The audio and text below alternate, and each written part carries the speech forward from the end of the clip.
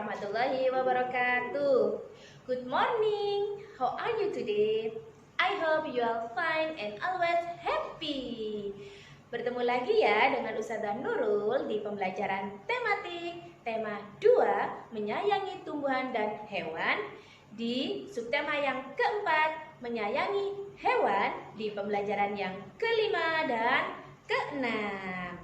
Senang sekali ya Ustazah bisa menemani kalian belajar di hari ini. Sebelumnya kita membaca basmalah bersama-sama. Bismillahirrahmanirrahim. Anak-anak, hari ini kita akan belajar bagaimana cara kita menyayangi hewan, profesi, dan bermain peran. Nah, untuk menyayangi hewan, kalian bisa kok melatih mereka untuk mengerjakan sesuatu yang sesuai keinginan kita.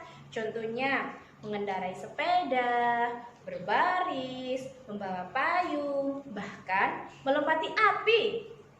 Nah, semuanya itu bisa kalian saksikan di pertunjukan sirkus seperti ini. Nah, di pertunjukan sirkus itu anak-anak, hewan-hewan sengaja dilatih seperti gajah yang sedang duduk, ada harimau yang melompati api, ada beruang yang mengendarai sepeda. Nah, ketiga hewan itu termasuk hewan buas ya anak-anak. Sebagai pelatih, kita harus tetap waspada. Karena apa? Ketiga hewan tersebut termasuk golongan hewan buas. Bisa saja sewaktu-waktu hewan itu melukai pelatihnya. Begitu ya. Kemudian di pertunjukan sirkus itu ada pembagian peran atau pembagian tugas. Contohnya saja ada pelatih. Pelatih berarti tugasnya untuk melatih hewan untuk mengerjakan sesuatu. Bisa juga disebut dengan pawang.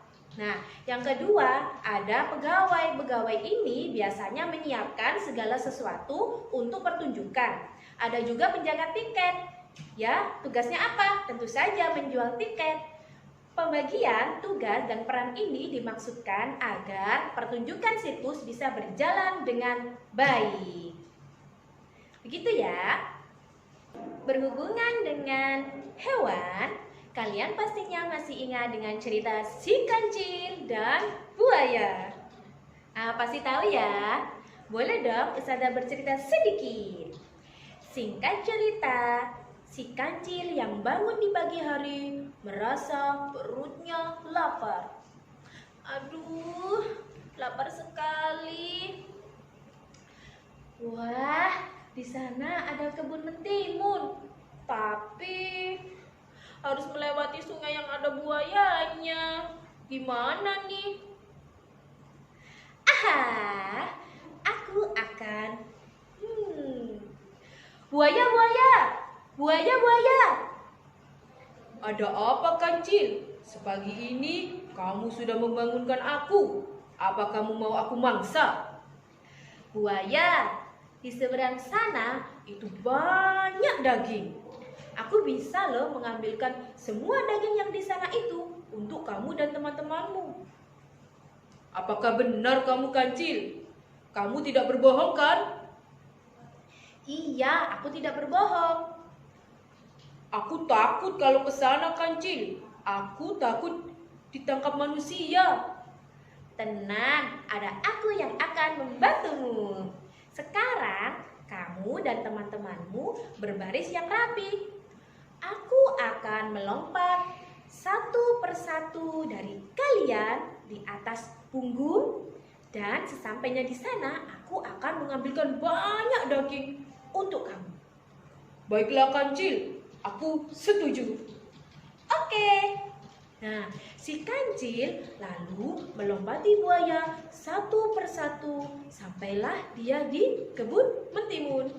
Hore! Akhirnya aku sampai. Kancil, mana dagingnya? Buaya, maaf. Ini kebun mentimun, bukan kebun daging. Dasar kancil, kamu ini.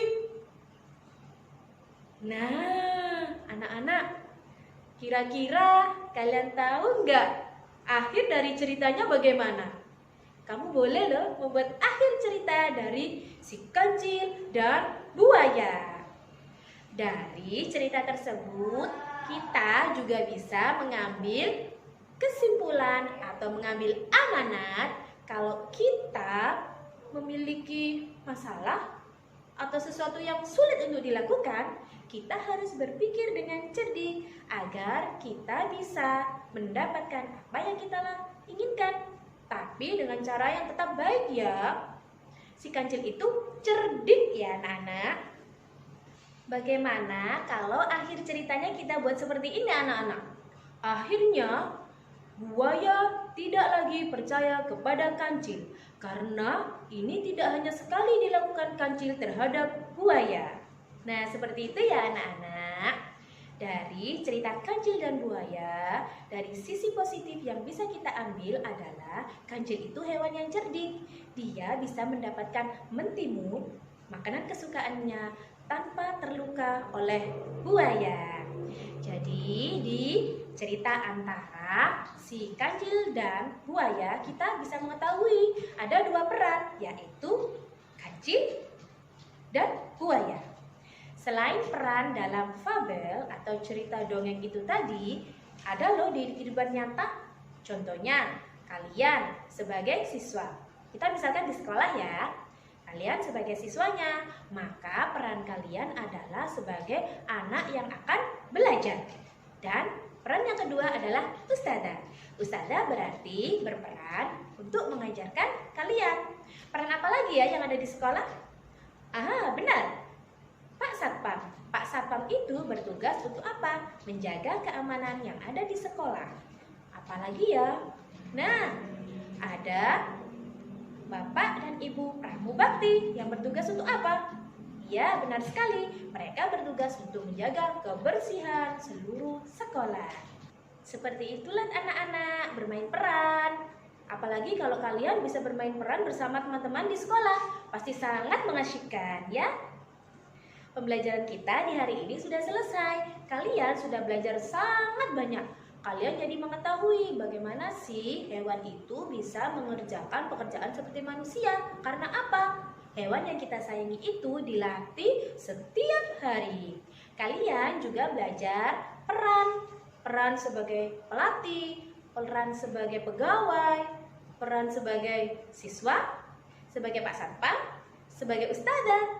Nah, anak-anak, kita ketemu lagi ya di pembelajaran tematik yang selanjutnya.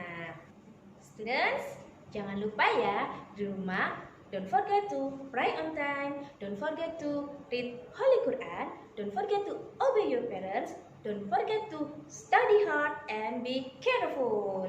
Be good students ya. Kita akhiri pembelajaran kita hari ini dengan membaca hamdalah. Alhamdulillahirabbil alamin. Sudah akhiri ya anak-anak. Wassalamualaikum warahmatullahi wabarakatuh.